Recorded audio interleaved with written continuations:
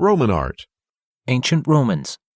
Early Christianity grew up within the ancient Roman Empire, and so it is not surprising that Roman art provided a foundation for early Christian art as well as many later periods of Western art.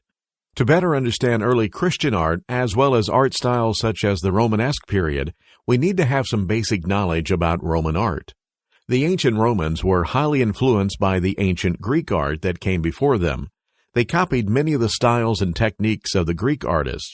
However, Roman artists were also inspired by the art of other cultures, particularly those groups that came into contact with and were incorporated into the Roman Empire. In addition, in contrast to Greek art, Roman art had a wider use within society. Romans were fond of decorating their homes with art, and because of this, it was common for art to be commissioned and owned in many parts of society.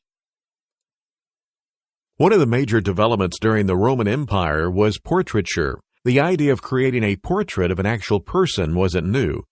Both death masks and portraits of leaders existed before this period. With death masks, for example, a wax image was created from the face of the deceased person and then displayed at a family altar. During the Roman period, however, the use of portraiture grew, perhaps because of a greater emphasis on the individual in Roman society. In the portrait busts, you've already been introduced to Roman sculpture. In addition to these, historical reliefs and other forms of sculpture were also common. Do you recall what a relief is? A relief is a sculpture in which you can see forms and figures surrounded by a plain surface. Reliefs told the stories of Roman achievements depicted in arches and columns. The Arch of Titus, for example, has several large narrative sections. Roman sculpture was heavily influenced by Greek art. In fact, many of the examples of Greek sculpture that we have today are actually Roman copies of the original Greek art, which have been destroyed. In the early part of the Roman Empire, many sculptors were actually Greek slaves who had been conquered and enslaved by the Romans.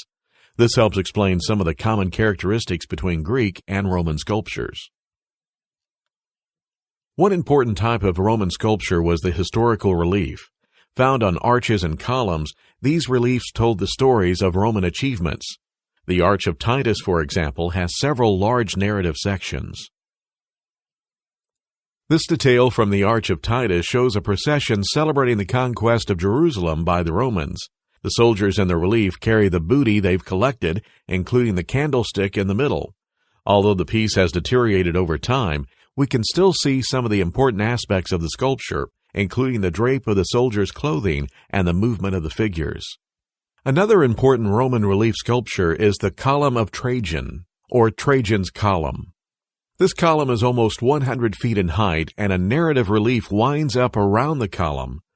The narrative describes the emperor's campaigns against the Dacians, who were a nearby culture.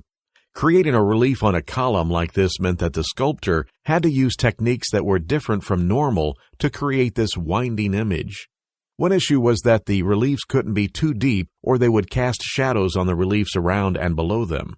Another issue was that there is not room for inscriptions or text along with the relief images, so the images themselves have to tell the whole story for us.